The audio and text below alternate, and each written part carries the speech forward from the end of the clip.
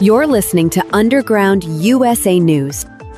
Saturday, August 9th, 2025. In a significant move to address allegations of misconduct, U.S. Attorney General Pam Bondi has appointed Ed Martin as special prosecutor to investigate Democrat Senator Adam Schiff and New York Attorney General Letitia James over claims of mortgage fraud. This decision follows Martin's recent appointment as Associate Deputy Attorney General, where he also serves as pardon attorney and leads the Department of Justice's Weaponization Working Group, roles that bypass Senate confirmation. The investigation aims to scrutinize alleged abuses of power, reflecting a broader push for accountability within the Justice Department. Critics, however, question the impartiality of the appointments, citing Martin's controversial tenure and prior rejection by Senate Republicans for a U.S. attorney position.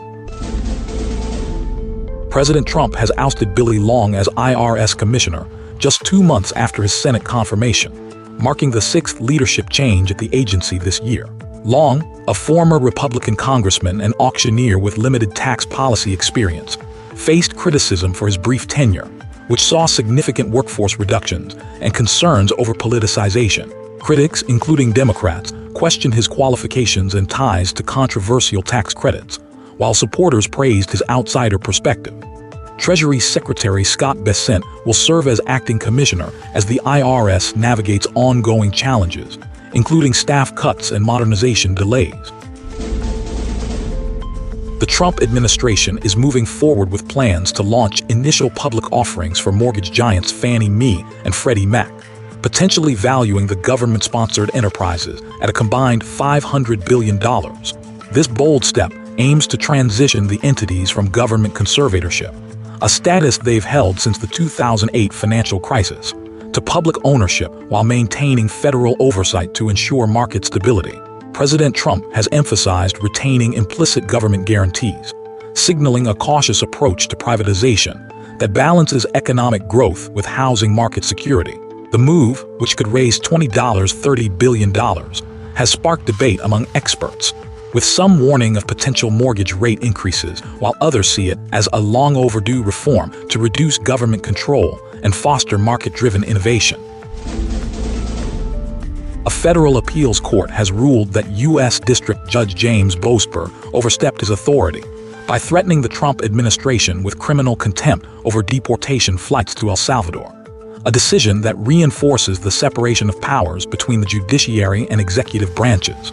In a 2-1 ruling, the D.C. Circuit Court of Appeals, led by Trump-appointed judges Gregory Katsas and Naomi Rao, vacated Boasberg's order, which had accused the administration of willfully disregarding his temporary restraining order to halt deportations under the Alien Enemies Act.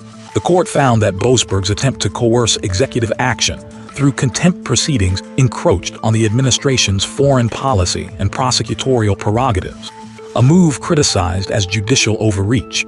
This decision marks a significant victory for the Trump administration, which had faced accusations of defying Boasberg's order, later nullified by the Supreme Court, and underscores ongoing tensions between the judiciary and the executive.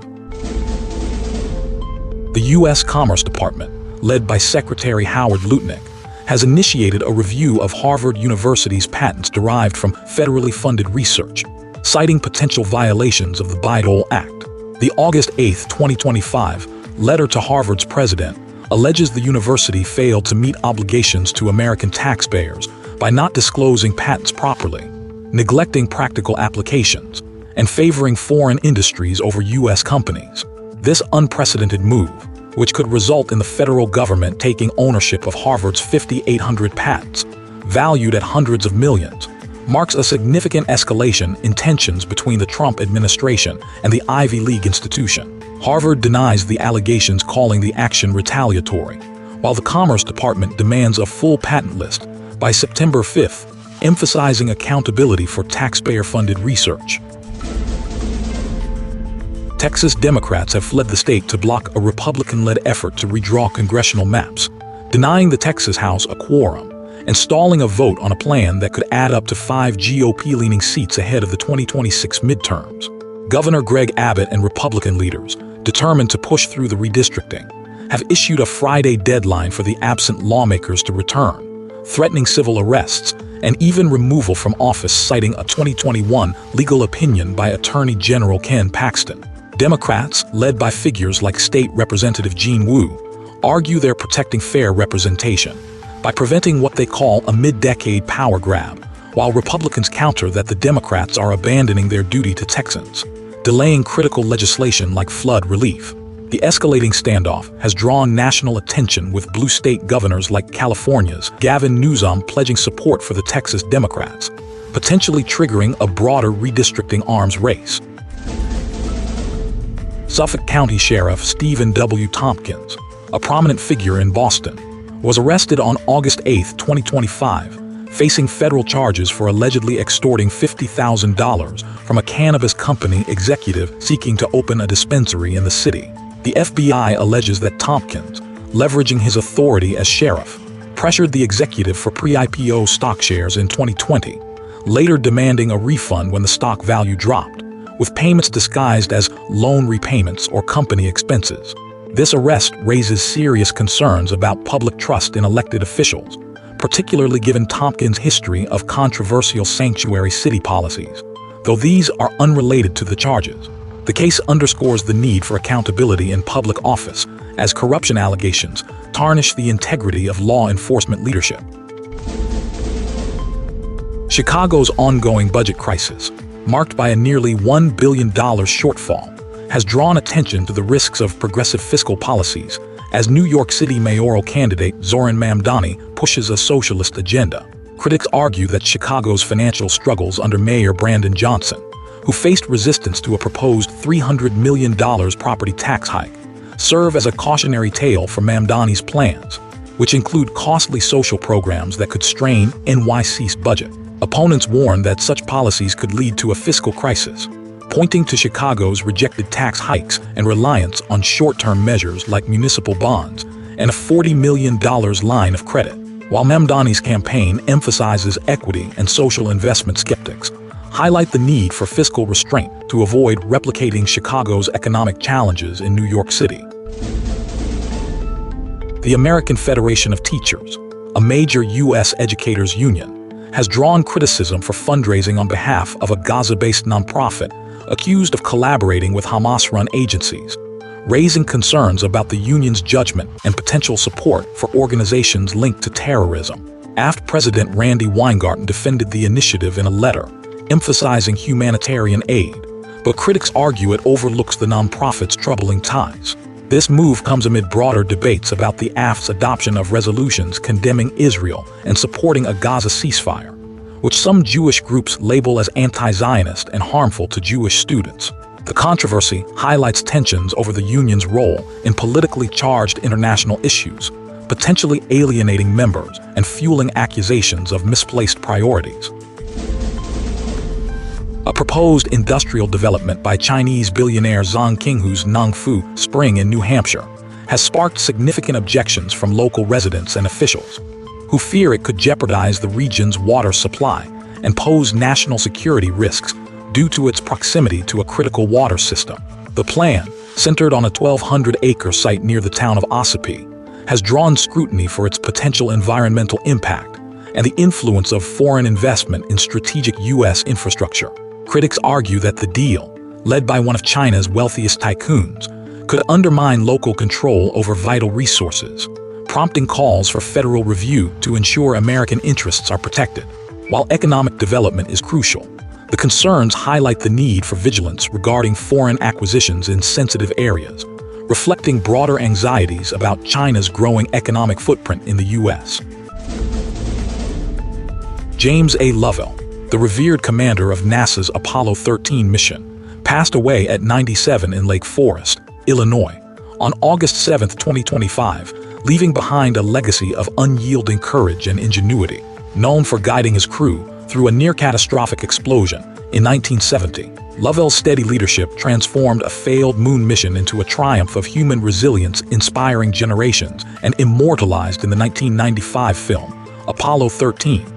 A four-time spaceflight veteran, including the historic Apollo 8 lunar orbit, Lovell's life exemplified American grit and determination, earning him admiration as a national hero.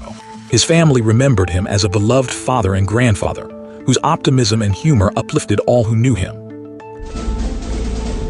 Oil prices fell sharply following reports of a potential U.S.-facilitated truce between Russia and Ukraine, which could lock in Russia's control over occupied territories like Donetsk, Luhansk, and Crimea, while halting its offensive in Kherson and Zaporizhia along current battle lines. The proposed deal, discussed ahead of a possible summit between Presidents Trump and Putin, has sparked cautious optimism in markets but raised concerns in Europe about monitoring a ceasefire as Russia rebuilds its forces. Critics argue the agreement risks rewarding aggression, while supporters see it as a pragmatic step to reduce conflict and stabilize energy markets. The situation remains fluid, with no final agreement confirmed, and the geopolitical implications continue to unfold. In a pivotal moment for Poland, Karol Nawrocki, a historian and staunch advocate for traditional values, was inaugurated as president on August 6, 2025, after securing 50.89% of the vote in a tightly contested election against centrist Rafał Trzaskowski. Backed by the Law and Justice Party, Nawrocki's presidency marks a decisive turn toward nationalism, with pledges to combat illegal immigration, resist EU overreach, and uphold Poland's sovereignty and conservative principles. His inaugural address emphasized strengthening national identity and economic policies like reducing value-added taxes and supporting families, resonating with voters seeking to preserve Polish traditions amid globalist pressures. This victory, celebrated by allies like U.S. President Trump, underscores a growing conservative momentum in Europe, though it raises questions about potential tensions with Prime Minister Donald Tusk's pro-EU government. In a historic diplomatic triumph, President Trump has facilitated a peace agreement between Armenia and Azerbaijan, ending decades of conflict and establishing the Trump route, a vital trade corridor linking Azerbaijan to its Nakhchivan enclave while bypassing Russian, Iranian, and Chinese influence. Signed at the White House on August 8, 2025, this accord not only fosters peace, but also opens significant economic opportunities, with private corporations set to develop infrastructure for rail, oil, gas, and fiber optics, strengthening Western ties in the South Caucasus. This strategic move diminishes Moscow's regional sway, as Armenia shifts toward Western partnerships, and underscores Trump's commitment to pragmatic, results-driven foreign policy that prioritizes American interests and global stability. On July 26, 2025, China unveiled its action plan for global artificial intelligence governance, building on Xi Jinping's 2023 initiative, presenting itself as a responsible leader aiming to prevent global technological chaos. However, concerns arise as reports indicate China is simultaneously integrating AI into its nuclear weapons systems and military operations, raising questions about its true intentions in shaping global AI standards amidst escalating technological rivalry. This dual approach highlights the tension between China's call for cooperative governance and its strategic advancements in AI-driven military capabilities, prompting scrutiny over the balance of global security and influence. Iranian authorities executed Rusbeh Vadi, a prominent nuclear scientist, on charges of espionage for allegedly collaborating with Israel's Mossad intelligence agency, according to state media reports. The execution, which took place on Wednesday, follows accusations that Vadi shared sensitive information about another scientist killed during Israel's Operation Rising Lion in June, a military operation aimed at crippling Iran's nuclear capabilities. This marks the seventh known death of an Iranian nuclear scientist this summer, highlighting the ongoing covert conflict between Iran and Israel. As Iran faces increasing pressure from Israeli and U.S. military actions, this execution underscores the regime's efforts to tighten internal security while signaling defiance against external threats. President Trump's appointment of Stephen Feinberg as Deputy Secretary of Defense has intensified Australia's efforts to terminate the 99-year lease of the strategically vital Darwin port, currently held by the Chinese-owned Landbridge Company. While Feinberg's private equity firm, Cerberus, is among the bidders to repurchase the lease, the broader geopolitical shift reflects Australia's growing concerns over China's influence in the Indo-Pacific, a region critical to U.S. and allied interests. Australian leaders, including Prime Minister Anthony Albanese, have signaled a bipartisan consensus to prioritize national security, potentially managing the port domestically to counter Beijing's assertiveness. This move aligns with U.S. efforts to curb Chinese control over key global infrastructure, as seen in similar actions at the Panama Canal. Philippine President Ferdinand Marcos Jr.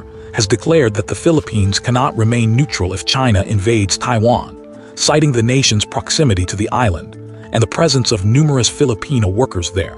In an interview during a state visit to New Delhi, Marcos emphasized that an all-out war would inevitably draw the Philippines into the conflict, signaling a commitment to back U.S. intervention. This stance reflects a strategic alignment with Western allies amid heightened tensions in the Indo-Pacific, where the Philippines faces ongoing disputes with China in the South China Sea.